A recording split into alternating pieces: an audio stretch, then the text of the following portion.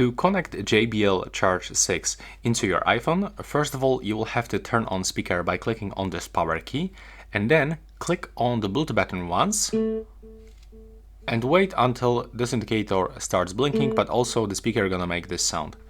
So now you will have to go to the settings, open Bluetooth, and from available devices list you will have to select JBL Charge 6.